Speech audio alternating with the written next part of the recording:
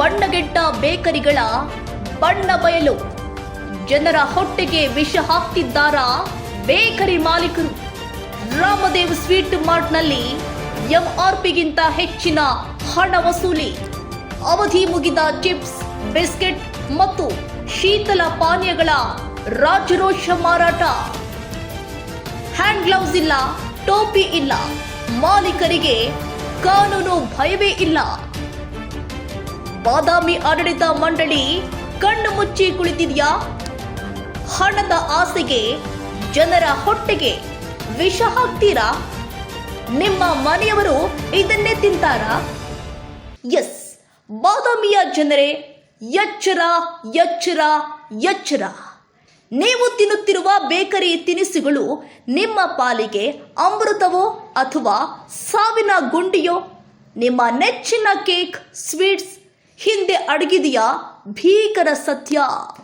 ಹೌದು ವೀಕ್ಷಕರೇ, ಬಾದಾಮಿಯ ಬೀದಿ ಬೀದಿಯಲ್ಲಿ ಇರುವಂತಹ ಬೇಕರಿಗಳು ಹಣದ ಹಪಾಹಪಿಗೆ ಬಿದ್ದು ಜನರ ಜೀವದ ಜೊತೆ ಚೆಲ್ಲಾಟವಾಡ್ತಾ ಇದೆ. ನೋಡಲು ಪಳಪಳ ಹೊಳೆಯುವ ಬೇಕರಿ ಐಟಂಗಳ ಹಿಂದೆ ಇರೋದು ಬರೀ ಹೊಲಸು ಮತ್ತು ಕೆಮಿಕಲ್.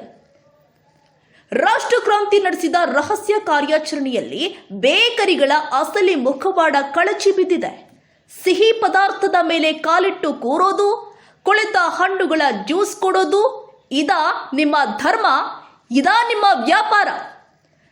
ಬಾದಾಮಿಯ ಪ್ರಸಿದ್ಧ ಎನ್ನಲಾಗುವ ಬೇಕರಿಗಳ ಅಸಲಿ ಬಣ್ಣ ಈಗ ಜಗಜ್ಜಾಹಿರವಾಗಿದೆ.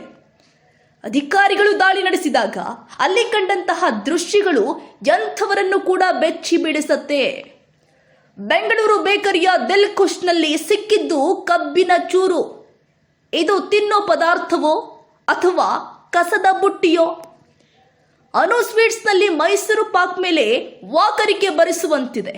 ನೀವು ತಿನ್ನುವ ಸಿಹಿ ಪದಾರ್ಥದ ಮೇಲೆ ಅವರ ಪಾದಗಳಿರುತ್ತೆ ಅಂದ್ರೆ ನೀವು ಆ ಮೈಸೂರು ಪಾಕ್ ತಿಂತೀರಾ? ಆಹಾರ ಸುರಕ್ಷತಾ ಅಧಿಕಾರಿ ಫಾರೂಕಿ, ಆರೋಗ್ಯ ಅಧಿಕಾರಿ ಎಂಬಿ ಪಾಟೀಲ್ ಮತ್ತು ಪುರಸಭೆಯ ನಿರೀಕ್ಷಕ ಪ್ರವೀಣ್ ಕಂಬಳಿ ಅವರ ಜಂಟಿ ದಾಳಿಯಲ್ಲಿ ಬಯಲಾಗಿದ್ದು ಮಾತ್ರ ಬೆಚ್ಚಿ ಬೀಳಿಸೋ ಸತ್ಯಗಳು.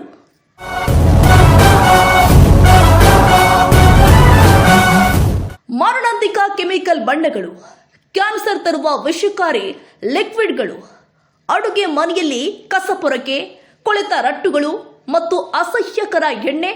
ಇದು ಜನರ ಆರೋಗ್ಯ ವೃದ್ಧಿಸುವ ಬೇಕರಿಯೋ ಅಥವಾ ರೋಗ ಹಂಚುವ ಕಾರ್ಖಾನೆಯೋ? ಅಧಿಕಾರಿಗಳೇ ಎಚ್ಚೆತ್ತುಕೊಳ್ಳಿ.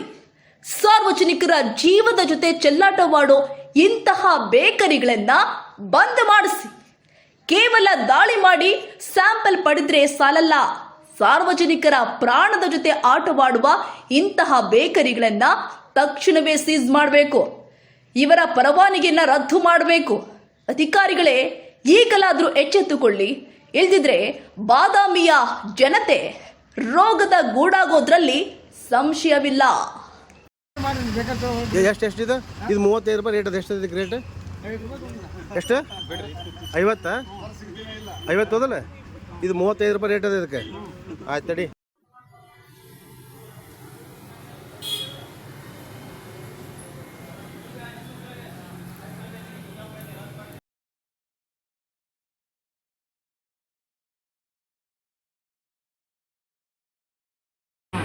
ನಾರ್ಮಲ್ ಏನು ಇರ್ತದೆ ಬಿಡ ಅಂತ ನಾವು ಮಾಡಿದ್ವಿ.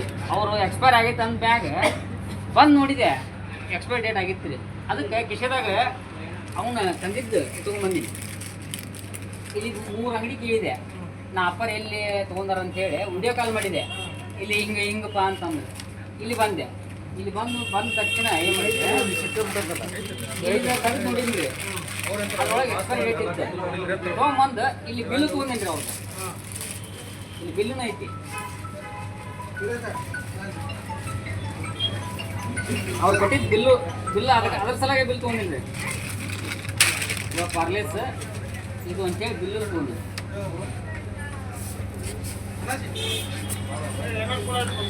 ಬಿಲ್ ತೊಗೊಂಡು ಕ್ಯಾರ ಅದನ್ನ ಕೈ ಹಿಡ್ಕೊಂಡು ಕುಂತೀನಿ.